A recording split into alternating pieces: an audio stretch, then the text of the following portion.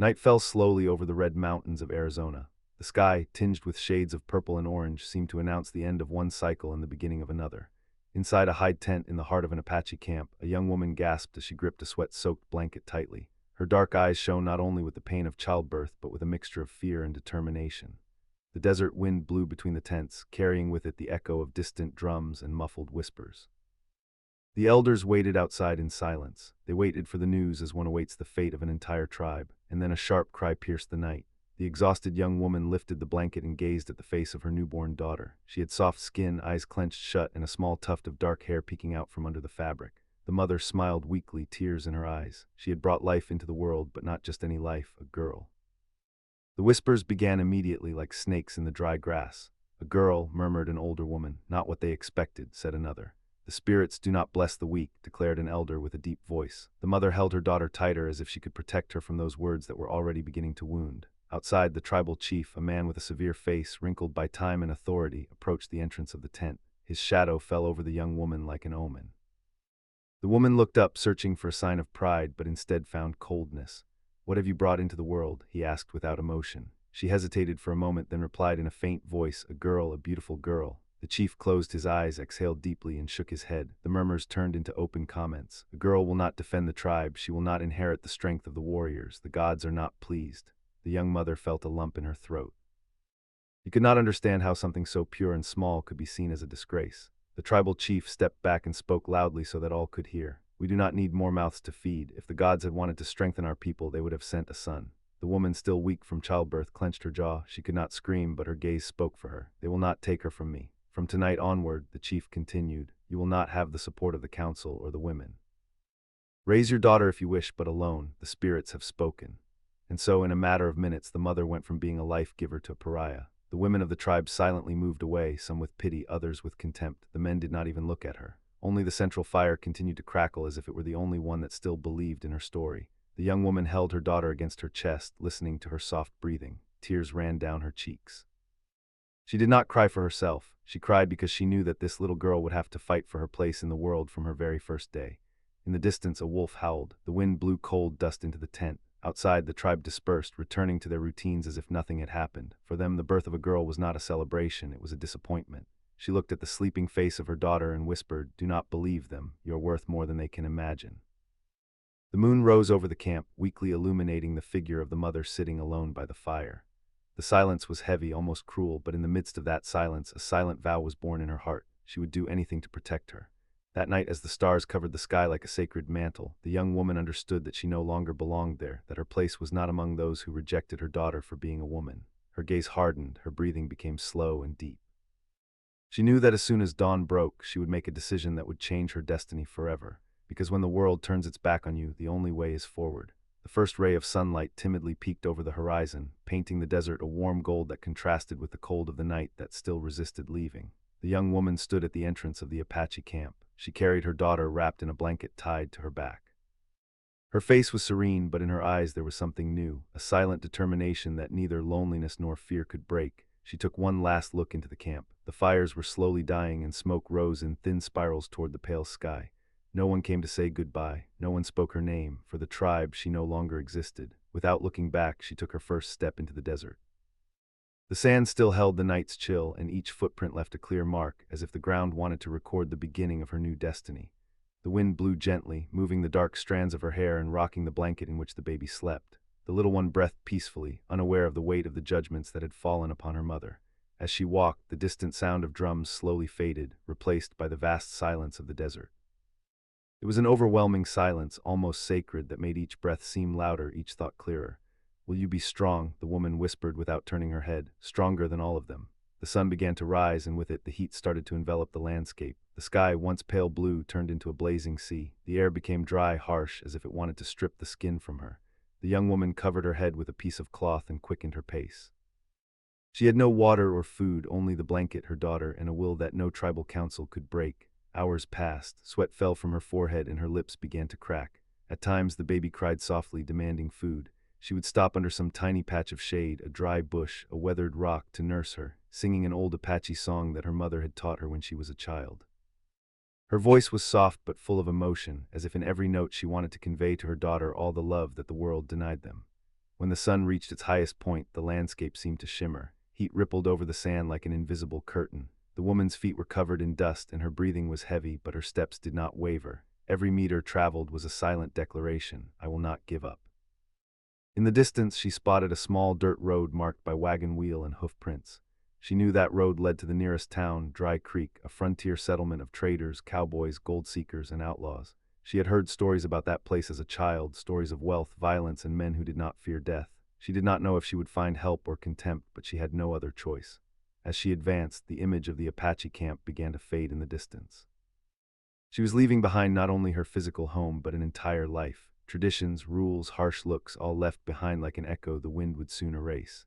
Afternoon began to fall when she finally spotted the first wooden buildings. At first they were only shadows in the sand, then little by little, the silhouettes of a watermill, a stable, and a couple of wagons parked next to a well appeared.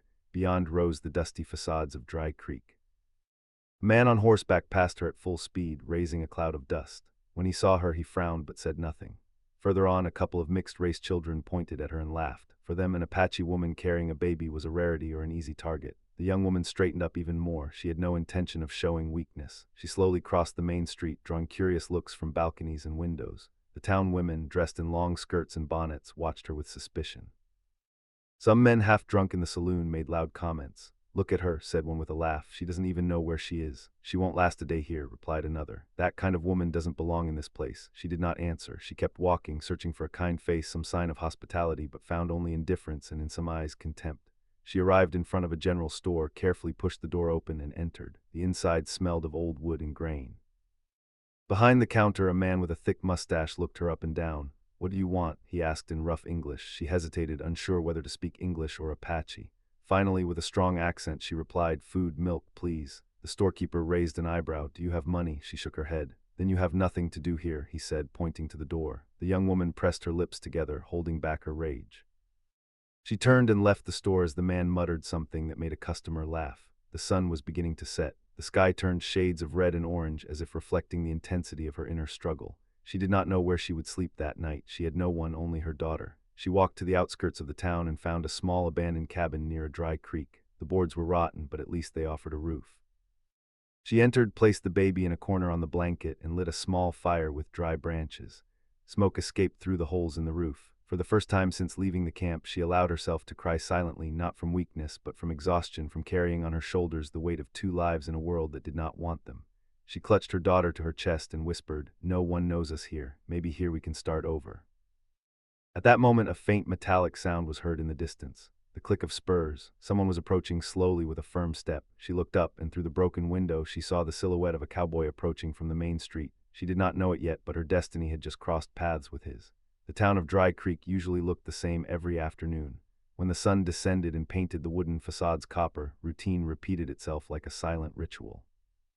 Men left the mines or stables seeking refuge in the saloon. Women gathered the last clothes hanging in the yards. Horses snorted near the watering troughs, and above all the air grew thick, as if sensing that the night would bring both calm and danger. On the corner in front of the saloon, sitting in a chair leaned against the wall, was Samuel Clay, a cowboy with a face weathered by sun and years. His dusty boots rested on the railing, and in his hand he held a half-smoked cigar. He watched the movement of the street without much interest, like someone who has seen too many stories pass by to be surprised by another. Samuel was not a man of many words. He had worked for years as a cattle driver and in times of need as a bounty hunter. He had seen the worst of the frontier and had lost more than he ever thought possible. His eyes, a deep gray, were not those of a young dreamer. They were those of someone carrying invisible scars. That afternoon, as dust swirled on the main street, he saw her. The figure of the woman appeared from the outskirts, walking slowly along the dirt road. She carried the blanket on her back and held her head high as if refusing to let fatigue overcome her. The baby slept against her body, unaware of the looks already falling upon them. Samuel straightened up slightly, not because he recognized her. He had never seen her before, but because there was something different in the way she walked. It was not the hesitant manner of a beggar, nor the arrogance of an adventurer. It was the silent determination of someone who has made an irreversible decision. He saw her cross in front of the general store and be rejected without even raising her voice. He saw the women watching her from the balconies with cold expressions, and observed the way the men in the saloon mocked her under their breath. All of this without intervening yet, like someone who measures carefully before acting. One of the men beside him, a young cowboy with a new hat and inexperienced hands, burst out laughing. "Look at that, Clay. Looks like the tribe sent us a gift, an Apache with a kid. She won't last a week here." Samuel did not answer. He took a slow drag from his cigar and exhaled the smoke in the opposite direction of the woman. His eyes, however, did not leave her. "What's the matter?" insisted the young man. "Do you feel sorry for her?" "I find your tongue disgusting," Samuel replied without raising his voice.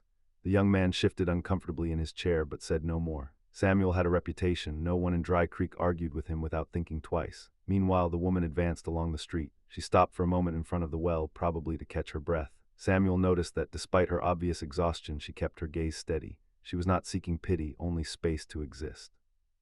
At that instant, a detail caught his attention. The way the baby, amid the bustle and heat, remained deeply asleep, as if trusting blindly in the arms that held her. Samuel felt something stir in the depths of his memory. An echo, a fleeting image, a little girl with dark hair, a storm, a night lost many years ago. He blinked to push it away.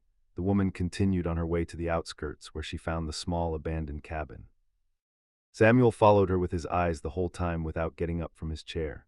When she disappeared behind the hill, he put out his cigar against the wood and slowly stood up. He did not have a plan. He was not even sure why he was watching her with such interest, but something in that scene had pierced the shell he had built for years. He entered the saloon. The interior was dark and noisy. Men playing cards, hoarse laughter, the clinking of glasses on the bar. Samuel approached the counter. The bartender, a bald man with thick arms, poured him whiskey without being asked. Samuel took a drink and rested his elbows on the bar. "Did you see her, Clay?" asked the bartender. "She came walking out of the desert. They say she's alone with a kid, probably from some tribe up north. She won't last long here." Samuel slowly turned the glass between his fingers. "Maybe she will," he said quietly. "You think so? This is no place for people like her. Here you either adapt or disappear." Samuel did not answer. He looked out the dusty window at the darkened street. The silhouette of the cabin was barely visible under the reddish sky. Something inside him told him that this woman was not like the others he had seen come and go without a trace. Just then, two men entered the saloon, pushing the door hard. They came in laughing, half drunk. One wore a red bandana around his neck and an old revolver on his hip. Samuel recognized the type, opportunists, always watching newcomers, always looking for something to take. "We saw her," said one. "She's alone in the cabin by the Dry Creek with a baby, easy to scare." "Should we offer her our help?" replied the other, provoking laughter. Samuel slowly turned on his stool and watched them in silence. He said nothing, but his look was enough to make one of them swallow hard. Still, the idea had been left floating in the air, and Samuel knew that if he did not intervene that night, things could happen that he was not willing to allow. He finished his whiskey in one gulp, left a coin on the bar, and went outside. The night wind blew stronger. The moon was beginning to rise over the desert. He walked slowly toward the edge of town, where the cabin stood like a wooden skeleton against the dark sky. Each step raised dust and resonated in the quiet of the night. Inside the cabin, the woman lit a small fire to keep warm. Outside, Samuel stopped in the shadows and watched through the broken window. He was not a spy or an intruder. He was a man measuring the exact moment when destiny demands that he act. Their eyes met for a second. She saw him standing under the pale moonlight. He said nothing, only slowly lowered his gaze not to frighten her and moved back a few feet, staying nearby like a silent guardian. That night in Dry Creek, something had changed. It was not just a woman and her daughter sleeping alone in a cabin. It was the beginning of a story that neither she nor he could foresee. Night fell completely over Dry Creek. The bustle of the saloon became a constant murmur that floated over the main street like an echo of lives that did not rest. Oil lamps dimly lit the balconies and stables, casting long shadows that seemed to stretch like fingers toward the desert. The wind raised dust devils and made the old wooden boards creak. In the abandoned cabin, the Apache woman settled her daughter next to the small fire she had managed to keep alive with dry branches. The flames cast orange flickers on the chipped walls, revealing rusty nails and cracks that crossed the wood like scars. The heat was meager, but enough to keep the child asleep. Outside, the silence was unsettling, interrupted only by the distant howl of a coyote. The young woman sat by the fire and hugged her knees. For the first time since leaving the camp, she felt the overwhelming weight of loneliness.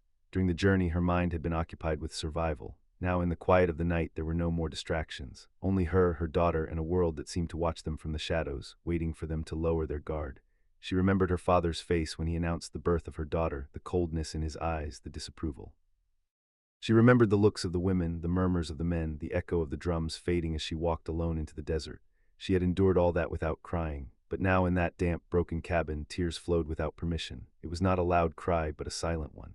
Tears ran down her face like fine threads falling onto her hands. She did not cry from weakness, but from the burden of having to be strong all the time. She whispered in ancient Apache, as if speaking to the spirits of her ancestors, "Protect her, if not me, at least her." The girl stirred gently and the woman stroked her tenderly. She had no one else. Her daughter was her only reason, her only future. In the distance, dragging footsteps broke the silence. They were slow but heavy. They approached from the main street. The woman held her breath. The fire crackled. The metallic sound of spurs accompanied the steps. Two shadows stood out against the faint outside light. Men. One wore a tilted hat and an old leather jacket, the other a red bandana around his neck and a revolver hanging loosely from his waist. They were the same ones who had laughed at her hours earlier in the saloon. "Look at that," said one in a low but clearly audible voice. The little woman all alone in her luxury palace. The other let out a harsh laugh. "With a kid, too. I bet she'd be grateful if we offered our company." The woman stood up slowly without making a sound. She placed herself between the door and her daughter. Her hands trembled slightly, but her eyes were steady. She had faced the contempt of her own people. She would not be intimidated by two drunk men. One of them pushed the rotten door, which opened with a creak. The moonlight entered diagonally, illuminating part of his face. He had a crooked smile, a mix of mockery and threat. "Good evening, pretty," he said. "This town is no place to be alone." "Use some help," the woman did not answer. Her silence made them uncomfortable for a second, but the alcohol gave them courage. "You don't speak English," insisted the other. "Doesn't matter, language is learned quickly." They took a step forward. She stepped back only enough to not move too far from the girl. She knew she could not win a physical fight against two armed men, but she was not going to beg either. Then from the darkness outside, a deep voice was heard. "I think that's enough."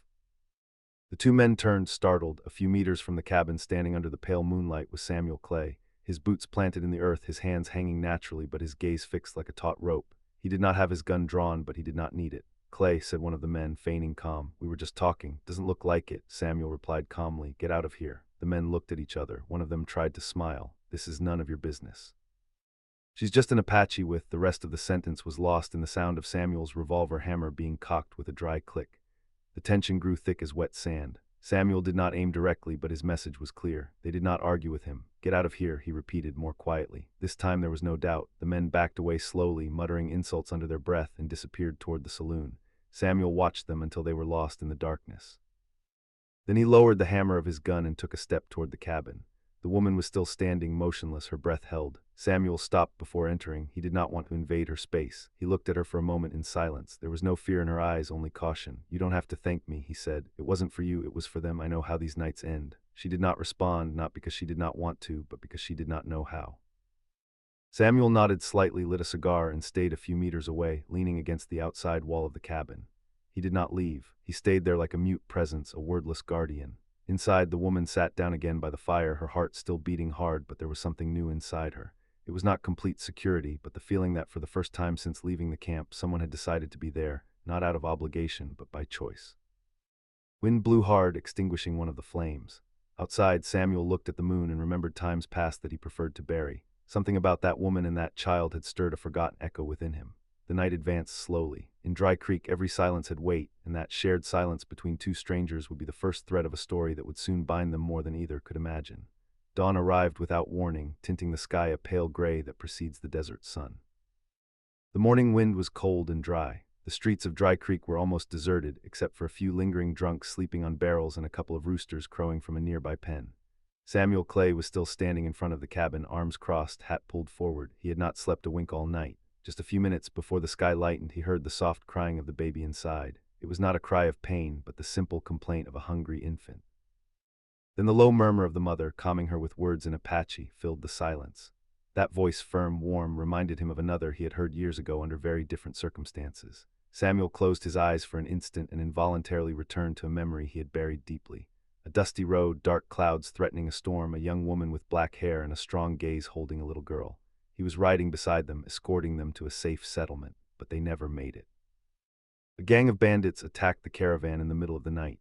When the smoke cleared, the girl had disappeared. The woman had died trying to protect her, and Samuel, though he had survived, never forgave himself for not arriving in time. Since then, he had avoided getting involved in others' affairs. He had learned to stay on the sidelines, to live with the hardness of someone who does not want to lose again. Until tonight, he opened his eyes and exhaled slowly. He could not fully explain it, but something about the scene of that woman alone with her daughter in the cabin had stirred that dormant wound. It was not about charity or heroism. It was about not repeating the same story.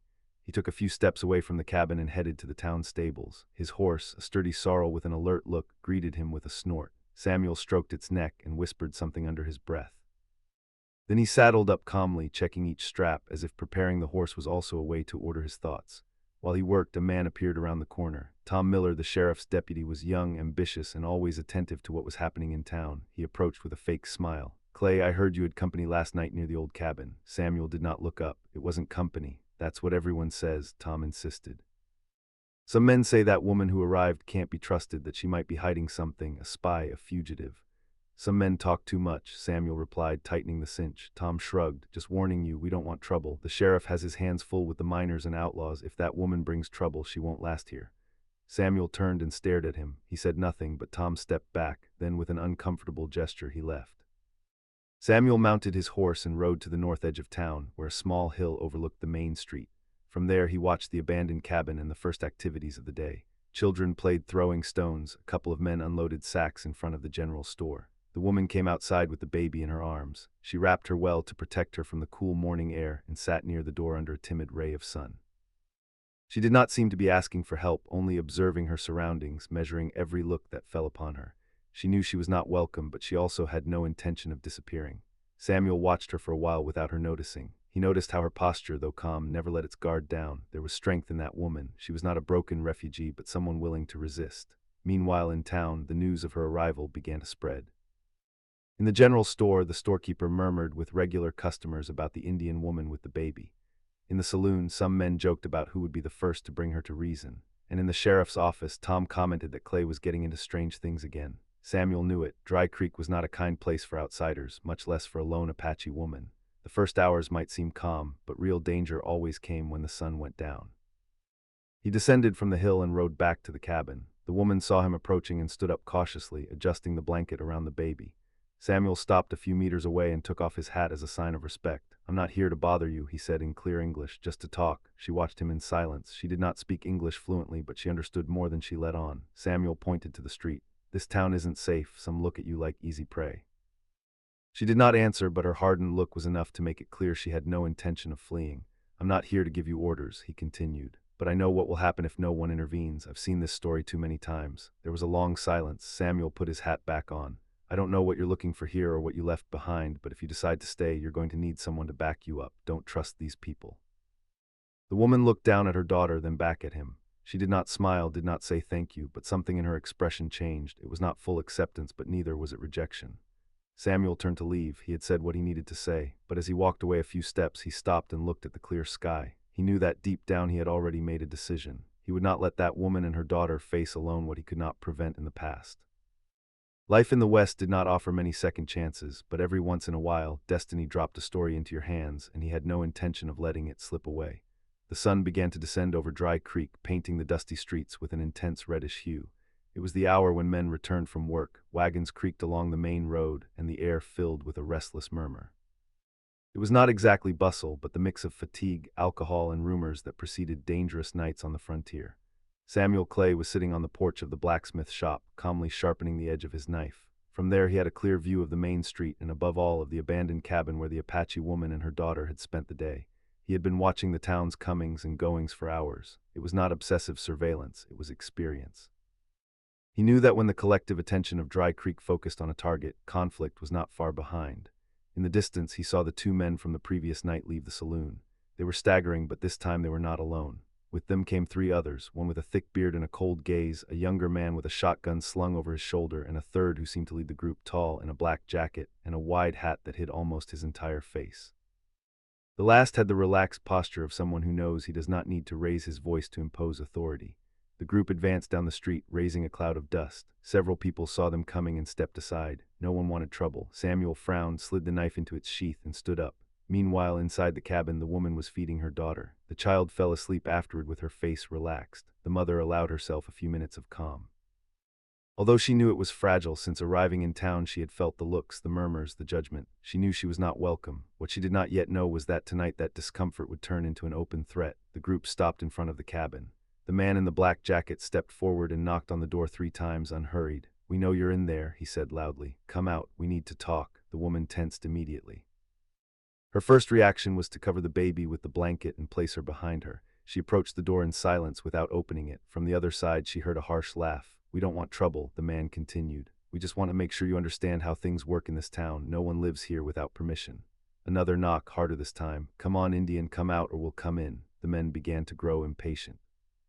One kicked the base of the door and a plank splintered. Inside, the woman clenched her fists. She had no weapons or allies, but she was not going to run either. She had already run once, she would not do it again.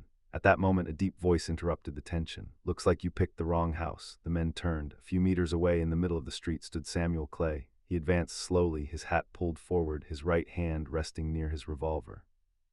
His gaze was as fixed as the horizon line. "Clay," said one of the drunks, "this is none of your business." "Now it is," Samuel replied without raising his voice. The man in the black jacket studied him carefully. He had heard stories about Samuel Clay, bounty hunter, lone cowboy, dangerous man, but he also knew that rumors were sometimes exaggerations. He stepped forward. "We don't want trouble with you, Clay," he said, "but that woman doesn't belong here. If she doesn't leave, things will get ugly."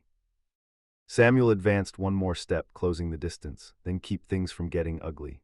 The silence tightened like a rope about to snap. Around them, some neighbors began to peek out from doors and windows. No one intervened, but everyone watched. Tension in Dry Creek had a magnetic effect. It drew looks, but not help. One of the men, the youngest, made the mistake of raising the shotgun just a few inches. He did not aim directly, but it was enough for Samuel to react like someone with years of experience. In a single motion, he drew his revolver and aimed at the ground right in front of the young man's feet. A dry shot echoed through the entire street, raising dust. The echo bounced off the wooden buildings. Horses neighed. People slammed windows shut. The men instinctively stepped back. "The next one won't be at the ground," Samuel said. The man in the black jacket did not lose his composure, but his companions looked around nervously. They knew Samuel Clay was not a man who shot warnings twice. "This isn't over," the leader finally said, backing away slowly. "You can't protect her forever." "I don't need forever," Samuel replied. "Just tonight." The group left with heavy steps, throwing hateful looks toward the cabin. Samuel watched them until they disappeared into the shadows of the side street. Then he holstered his revolver and slowly approached the door. The woman opened it just a crack. Her eyes were alert, but there was no fear, only a silent question. Why? Samuel did not try to explain.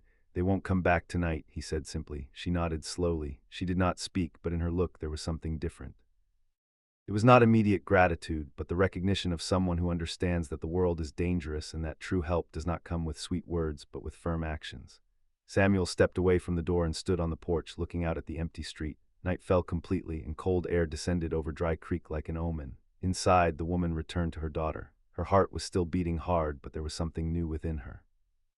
It was not full security, but the feeling that for the first time since leaving the camp, someone had decided to be there, not out of obligation, but by choice. Samuel lit a cigar and leaned against the outside wall. He had not spoken of his decision to anyone, not even to himself, but it was made. Those men would return, perhaps with more force, and when they did, he would be there. The Wild West did not forgive the lonely, but sometimes two wounded destinies could intertwine to resist together. The night had ended with a dense silence that was not peace, but the tense calm after a storm. Cold air descended over Dry Creek and covered the streets with a strange stillness. Most of the inhabitants had locked themselves in their houses, as if wanting to stay away from what they had witnessed. No one wanted to get involved in matters that did not concern them. Samuel Clay did not sleep. He remained standing in front of the cabin, leaning against the outside wall, watching the empty road.